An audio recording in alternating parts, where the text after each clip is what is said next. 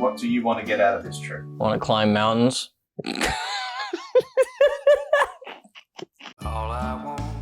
I just want to get out and just see the world before the world gets any worse than it already is. I want to be older and have stories that are just things that I'm excited to talk about. I really want to get home safe, not miss out on big moments with my kids. I want to have experiences that I'll remember forever. Well, I definitely want to try a lot of new things that I wouldn't normally try on my own. So hopefully traveling with 3 really weird, really different men is going to get me out of my comfort zone. Friendship, because I don't know how to have friends in real life. Do you have any serious major concerns about the trip? My concern is we're going to get to this mountain and it's going to be way out of all of our fitness levels.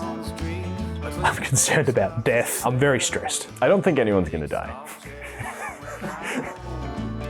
I don't think the group is necessarily considering that we're doing this in April, and at that height, that's going to be a lot of more winter conditions than I think they're prepared for. I'm really concerned about the weather, but end of the day, we don't control the weather. So we might end up getting to a point where we can just climb for a week or even 2 weeks. But I think the journey won't matter. If we get 5 mountains, we get 20 mountains, it doesn't matter because it'll be a good journey. Who do you think is going to struggle the most physically overall, the peaks? It's another secret. My knees don't work anymore. So you'd say that you're the one that's going to struggle? No, I would say it's Michael. Michael is going to struggle the most over this whole journey. Michael is going to have the most trouble on all of these mountains. I am definitely going to struggle the most, 100%. I would say his body looks very hardy. What the fuck does that mean?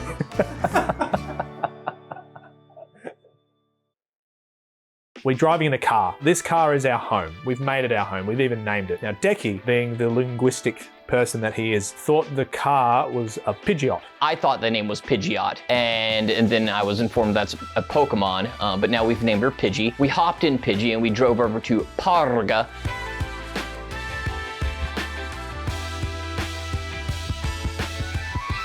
And then we do finally get to Parga. Parga is like out of a postcard. Like, it is incredibly scenic, beautiful.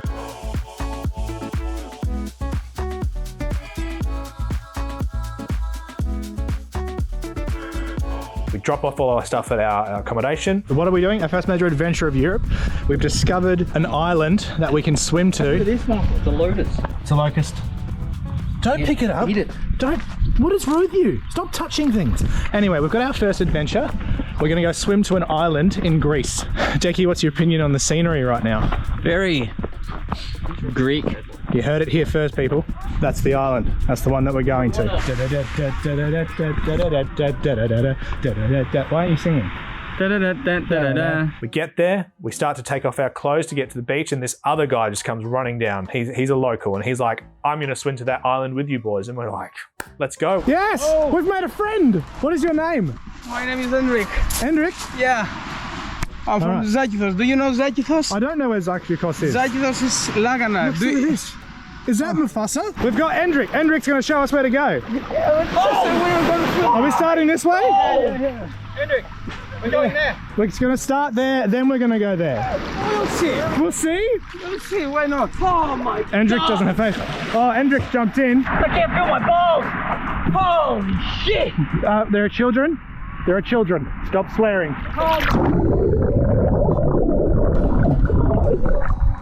Oh shit. All right. Let's do this. Hendrik, are there snakes? Yeah. What do you mean, yeah? Why? Don't say yeah. Snakes in the water. I'm getting worried about my swimming capability. I'm gonna swim. He's not doing it. I think Hendrik's by He swims back and then just starts hanging around our clothes, and we're still swimming. The guy that joined us is still standing on the beach, and now we're concerned that he's just going to steal our stuff. So we're swimming, and we're starting to realize that we're not strong swimmers. I feel like we've been swimming for an hour. It's in my lungs, and I feel like we've only moved a meter from the beach. I'm terrible. Oh, let's backstroke it. Yeah. Yeah, look at us now. We're getting further away from the beach. Haven't touched the ground yet? Nope, we can't. I got about halfway across and I was like, I'm gonna drown because I don't know how to swim. I know how to not drown, but that not drowning doesn't involve crossing 150 meters of water. Currently drowning in the Mediterranean. Not sure how much strength I have left. I might drown and die. Look at these two Daniel Craigs. Ah, shit. Yeah, nice. We made it to the island. We eventually get there. How you doing, Decky? Great.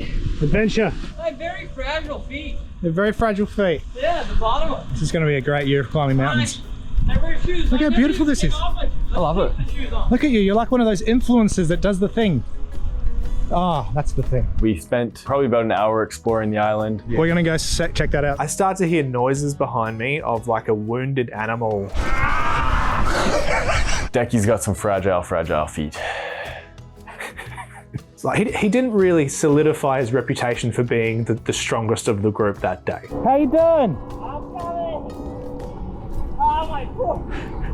It's so fragile. Ah, it's like needles and knives. Broken glass. Ah. He's gonna die. He's gonna die. I got out there and for one, like, you know, I'd have my shoes off, and so I'm coming out of the water, and it's like all these little shells and rocks, and I'm like, My feet! It's like nails! I've flown all the way from America and this is how my feet are being treated! Ah! Da da da da da da da da da da da da da da da da da. Agile like a cat. Nice butt. Decky, yeah, how are you doing? I'm great.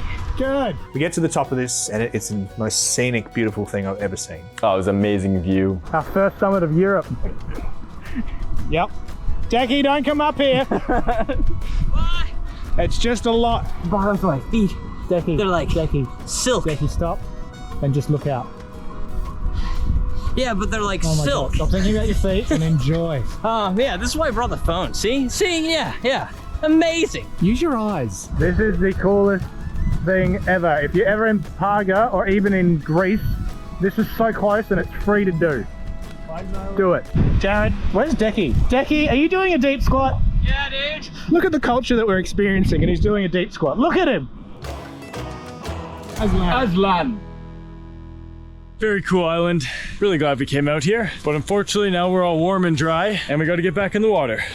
Was it worth getting it to the top? Yeah, I mean, it was a pretty view, but not worth going up all the steps and back down them. I'm back to my gung approach of slide down on my ass to relieve pressure from my poor feet. Our intrepid adventurers.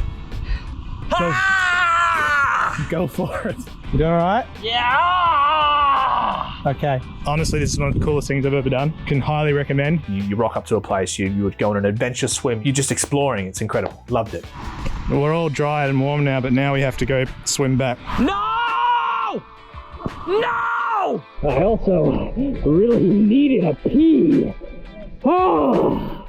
Hope you enjoy that, Mediterranean. This is probably the best adventure I've ever experienced, and I know that sounds really lame. Come, Decky! Last time I was in the ocean, I lost my glasses and I couldn't see for a week until I got home. Did that look like I was a mermaid? That was amazing. I can't walk. The rocks, they hurt so bad. I'm very tired. You exhausted? That was fun. That was very, very fun. Paul's currently being held at the border of Albania. Jared's been set free. It's getting awkward now because Paul's been standing there for a while. Something about ex-military, Maltese. His height. It was weird how they questioned us, like, Albania? Are you sure? So, you're going to Albania? I'm like, yep. And they're like, okay, why? You're taking this car, you hire a car to Albania. I'm like, yeah, and they let you? We're driving through, and as soon as we get in there, it's some of the most beautiful countryside I've ever seen in my life. Incredible landscapes. Absolutely fantastic.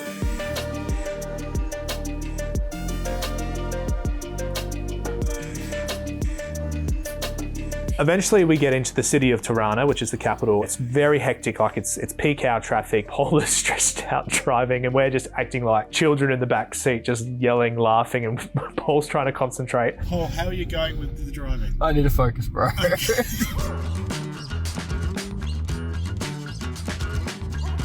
So we're in this massive plaza and we're looking at this statue, and this gentleman named Martin starts talking to us, and he turns out to be a tour guide. And instantly bad vibes. So we do this tour. Then he finds out that we're climbing Mount Korab, and he looks at us all. He fully looks Paul up and down and fully just body shapes him. You are not for the special forces.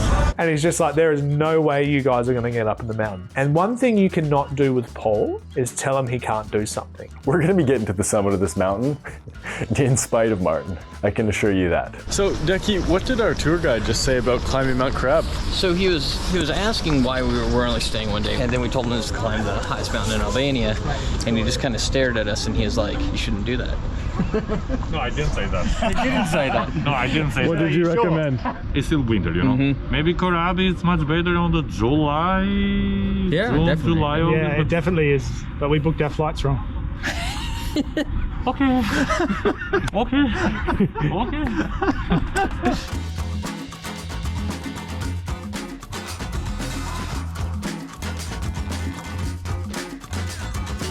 Okay, so it's 2 days before we climb Mount Korab, and there's been a few developments in the situation. Decky, can you give us some enlightenment? Yeah, we have a bit of an issue. So we don't have quite the right supplies that we're probably going to need for this mountain. The lady also said that a lot of experienced people get lost up there and we're not going to be able to see the trail. Another guy said we need to know the emergency number and that we're not going to do it. And pretty much everybody we've talked to has been pretty pessimistic about the whole situation and about our inexperience, but I'm sure it's going to be fine. Do you know what else that we've just found out about Mount Korab? Bears. You hear that, Paul? Bears. She said that her partner likes to take firecrackers on the mountain to scare away the bears. The bears.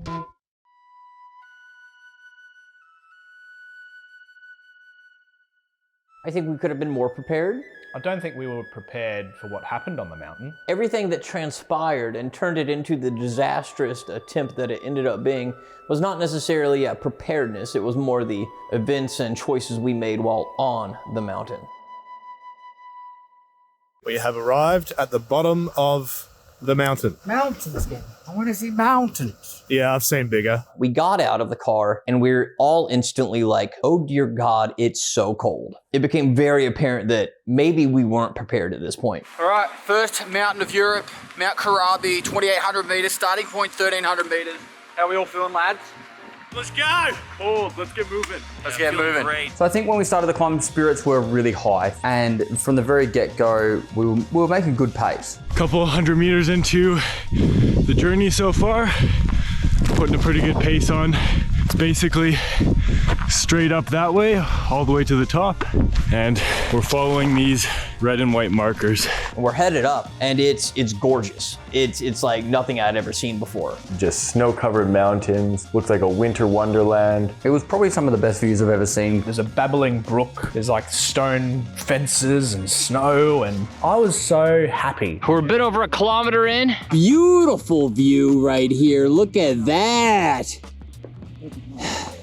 And that's where we're headed, baby. So we veer off slight to the left and it'll curve back to the right and we'll kind of be back on the same line. Currently, my biggest asset to the team is that I bought a $30 subscription to an app. It tells you which trail you're on. So I downloaded all the maps of the places we're going, and I'm kind of navigating with those. We've entered a bit of a valley here and the wind has calmed down quite a bit. I feel my toes being very cold. You can still feel them, so that's good. How's it taste? Moist. We're entering the trees. Snack time. Where are we going next? To the top. What are you doing, Decky? Get my feet warm. My fingers are cold holding this camera right now. Look at that view. Look at that view. Is that where we're heading? That little white knob at the top. Little knob. That thing. That little knob. We move further up the mountain. The group of intrepid adventurers seek to go higher. Jared leading the way, while Pestily and Michael bring up the rear. Oh, I'm so sorry. The little guys in the back can't make their own footprints. Boo-hoo! One point we did stop and chat to a gentleman who we'd seen down at the bottom. He was from Austria. I pointed at the mountain, which I was fairly confident was Mount Korab, and he goes, no, it's that one over the other side of that hill, or the mountain that we're heading towards. And they kind of looked the same. That's where we got to go. We got 1,000 meters to go. Not there. That's not as high. There. Oh, it's me. I'm Michael. I'm on top of a mountain. Michael, how are we doing back here? Incredible. This is amazing. Do yourself a favor. Go to Albania. Status update. It's a little bit cold. I've run into one issue, and that's that I can't cover my nose with my face covering here, or else it fogs up my glasses, so you just gotta live with it. Snotting up a little bit, nose is kind of cold, but if that's the worst of it, then we're good. Let's let that one